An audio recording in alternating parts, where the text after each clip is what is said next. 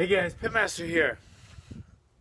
Alright, I'm going to give you 4 lessons that I learned that I'm going to teach you from UFC 192.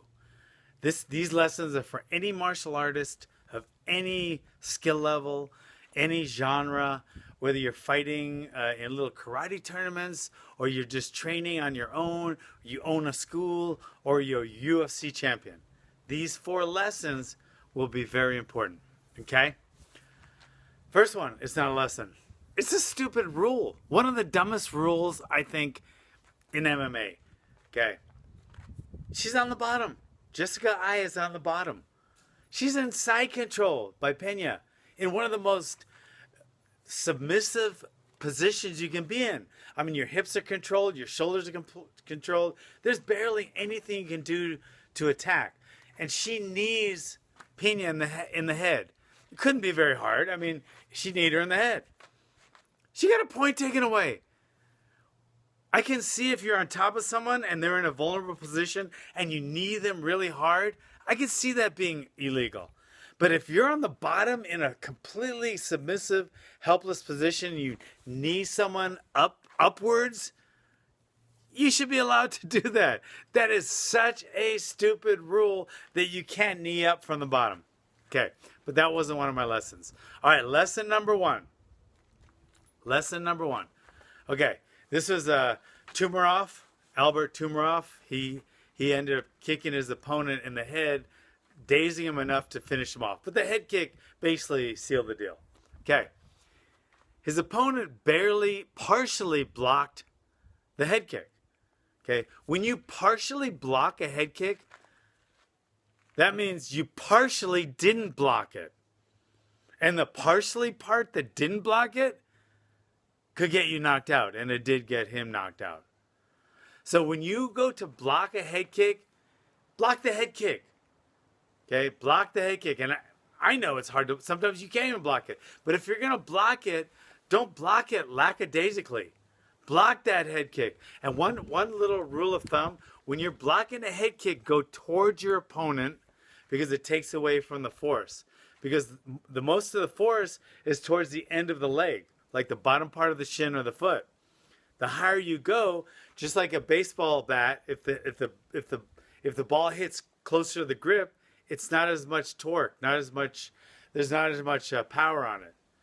So the power is at the bottom of the leg. So if you go towards your opponent, he kicks up higher on you. It doesn't have as much power. A lot of people, when they block a head kick, they actually go towards the kick. So that would be like the ball going towards the bat. I mean, it creates that much more power.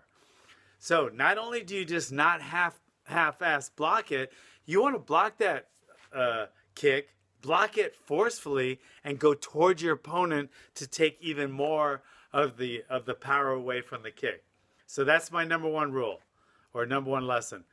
Don't partially block a kick. That's not a punch coming. You're not just bobbing and weaving like a boxing match. That kick is coming hard, so take it seriously. Okay? Drill that a lot in class. Drilling head kick defense. Okay? Number 2, you can actually knock your opponent out moving backwards like Adriano Martins did. Okay? You can actually knock your opponent out moving backwards, especially with a good counter hook. You should train that all the time and drill it back and forth with your partner. He steps forward, throw the hook. Get instinctively where you throw that hook defensively as well as offensively. You can throw the hook moving forward, but you can also move it and knock people out moving backwards. Okay? So you can knock people out moving backwards with the hook.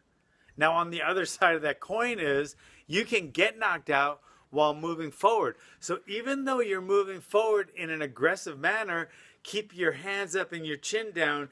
Keep your defense while you're being offense. Okay? While you're being offensive, be defensive as well. Okay? And then again, when you're moving back, you're being defensive. You can be offensive. All right? So just remember that. When you're coming in, keep your hands up and keep everything tight. Even if you're punching, keep your chin down and tucked, as opposed to this. Okay, keep your chin down, tucked behind your shoulder while you're advancing.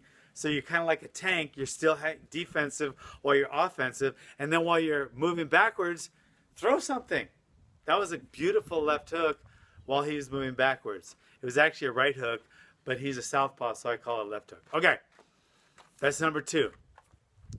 Number 3, when you're the shorter guy or you're more the offensive guy, don't follow them around the cage or the ring or the street if it's a street fight. Because when you follow people, you follow them right into their trap, right into their defense, right into their counter. You need to cut off the cage or the ring, okay, and make yourself not so much of a predictable target and harder to deal with. It's much easier to deal with someone if you're just following them around because they're dictating the pace, the direction, and the distance. And I'm talking about Sean Jordan's fight last night. He was following his opponent much too much. When he did cut off the cage, he was very successful. But when he was following him around, he was just eating his punches and his kicks because he was playing into his opponent's game.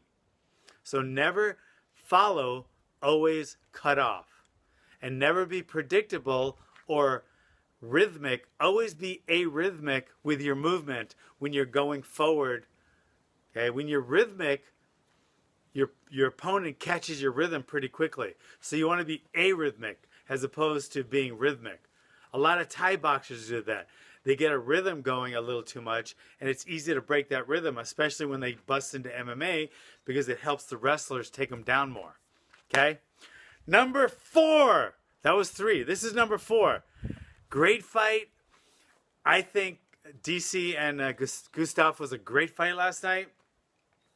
I honestly think there was a lot of things that were pretty even. I think overall, the thing that made the biggest difference in the fight was conditioning.